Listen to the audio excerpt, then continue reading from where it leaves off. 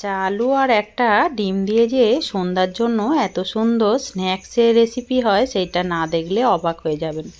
নমস্কার বন্ধুরা, কাজল ভিলেজ কিচেনে সকলকে স্বাগত জানাই। রোজকার মতো আজও রান্নাঘরে চলে এলাম। আজকের রেসিপি প্রথম থেকে লাস্ট পর্যন্ত দেখতে থাকুন, চায়ের আড্ডাটা ব্যাস জমেই যাবে। তো চলুন তাহলে শুরু করা যাক।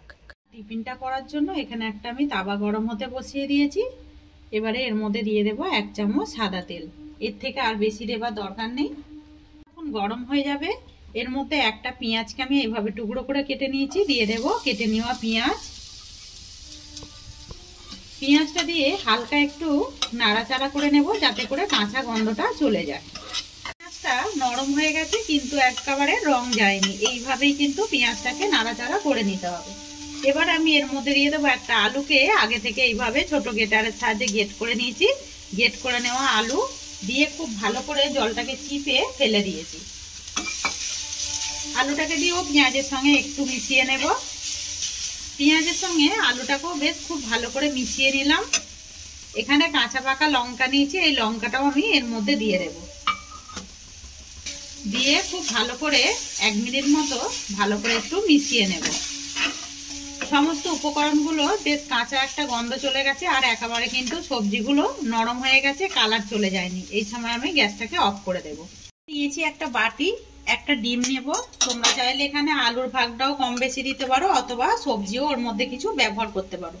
বাটির মধ্যে একটা ডিম ভেঙে নিয়ে নিলাম। ডিমটাকে খুব ভালো করে একটু এইভাবে একটু ফেটে নেব। একটা কাঁটা চামচ দিয়ে খুব ভালো করে আমি এইভাবে একটু ফেটে নিলাম। এবারে এখানে যে সবজিগুলোকে আমি নাড়াচাড়া করে রেখেছিলাম ডিমের মধ্যে সমস্তটাই দিয়ে দেব। সমস্ত উপকরণগুলোই ওর মধ্যে দিয়ে দিলাম। এবারে একটু রঙের জন্য দেব একটু হলুদের গুঁড়ো আর একটু ঝালের জন্য আমি একটু লঙ্কার গুঁড়ো ব্যবহার করছি। এখানে কাঁচা পাকা লঙ্কা দিয়েছি, তোমরা চাইলে লঙ্কা গুঁড়োটা বাদ দিয়ে কাঁচা পাকা লঙ্কাটাই দিতে পারো। এবারে দেবো এখানে একটু ধনেপাতা। ধনেপাতা দিলে টিফিনটা খেতেও ভীষণ সুন্দর হবে। এবারে দেবো এখানে 2 চামচ আমি বেসন নিয়েছি। এর থেকে বেশি বেসন দেবে না, তাহলে কিন্তু বেসন বেসন একটা গন্ধ ছাড়বে। তোমরা চাইলে এখানে ময়দাও দিতে পারো অথবা আটাও ব্যবহার করতে পারো। এবারে শত লাস্টে দেবো আমি এর মধ্যে কিন্তু এখনো লবণ ব্যবহার করিনি, দিয়ে দেবো স্বাদ মতো লবণ। লবণ আর ঝালটা আপনারা আপনাদের মাপ মতো বা পছন্দ মতোই ব্যবহার করবেন। সমস্ত উপকরণগুলোকে খুব ভালো করে এই কাঁটা চামচ দিয়ে মিক্স করে দেব। সমস্ত উপকরণগুলোকে খুব ভালো করে মিশিয়ে নিলাম। আর আলুটাকে একটু পেঁয়াজটাকে নাড়াচাড়া করার কারণ হচ্ছে যখন কিন্তু আমরা টিফিনটা রেডি করব অনেক সময় দেখবেন একটু মুখে দিলে ক্যাচ ক্যাচ করে আলুগুলো বা পেঁয়াজটা, তখন খেতেও কিন্তু ভালো লাগে না। একবার এইভাবে হালকা একটু নাড়াচাড়া করে এইভাবে টিফিন করে দেখবে, খেতে ভীষণই ভালো লাগবে।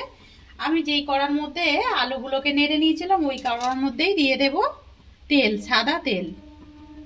যখন গরম হয়ে যাবে এখানে যেই আমি পুরটা রেডি করলাম এই সমস্ত পুরটা আমি মাপ মতো দিয়ে দেব। তোমরা চাইলে তোমাদের মতো শেপেও দিতে পারো, আমি এইভাবে দিচ্ছি, দেখতেও ভালো লাগবে আর খেতে ভীষণই ভালো লাগবে। এটা কিন্তু যখন ডাল ভাত হবে তখন কিন্তু বেশ খেতে ভীষণই ভালো লাগবে। একটু কাঁটা চামচ দিয়ে এইভাবে একটু ভালো করে সেট করে দেব। এখানে আমি সুন্দর করে একটা টিফিন রেডি করে নিলাম। এখানে আরো একটা একইভাবে রেডি করে নেব। সমস্ত টিফিনগুলোকে একইভাবে সুন্দর করে রেডি করে নেব। আগে যখনই দেখবে এইগুলো উপরটা একটু শুকিয়ে এসেছে তখন কিন্তু আপনি আপ, যেহেতু ডিম রয়েছে বেসন রয়েছে, আপনি আপ ছেড়ে যাবে। তখন খুন্তি দিয়ে আমরা এটাকে উল্টে দেব। আর কালারটা কতটা সুন্দর এসছে দেখুন। যেমনই ডাল ভাতের সঙ্গে ভালো লাগবে, এটা কিন্তু বিকালে স্ন্যাক্স হিসাবেও তোমরা চা বা কফির সঙ্গে কিন্তু দারুণভাবে খেতে পারবে। সমস্ত টিফিনগুলোকেই সুন্দর করে উল্টে পাল্টে একটা কালার আসা পর্যন্ত ভেজে নিলাম। দেখতে কতটা সুন্দর হয়েছে দেখুন। একটা আলু একটা ডিম দিয়ে যে এত সুন্দর সন্ধ্যার টিফিন করা যায় সেটা কিন্তু না দেখলে অবাক হয়ে যাবেন। এখানে যে টিফিনটা বেঁচে আছে ওইটাও আমি একইভাবে ভেজে নিয়ে ফিরে আসছি। সমস্ত টিফিনগুলোকেই ভেজে নিলাম। আর কতটা সুন্দর দেখতে হয়েছে। সামান্য একটা ডিম আর একটা আলু দিয়ে যে এত সুন্দর সন্ধ্যা স্ন্যাক্স হিসাবে খেতে পারো সেটা কিন্তু না একবার দেখলে মিস করে যাবেন। তো আজকের রেসিপি আপনাদের কিরকম লাগলো অতি অবশ্যই কমেন্ট করে জানাবেন। যদি ভালো লেগে থাকে একটা লাইক করে দিয়ে এইভাবে আমার পাশে থাকবেন, আমাকে সাপোর্ট করবেন। আমার এরকম নিত্য নতুন রান্নার জন্য পাশে থাকা বেল আইকনটি প্রেস করবেন। সবাই ভালো থাকবেন, সুস্থ থাকবেন। ধন্যবাদ। আবারও কোনো নতুন রেসিপি নিয়ে ফিরে আসবো। আজকের মতো এই পর্যন্ত।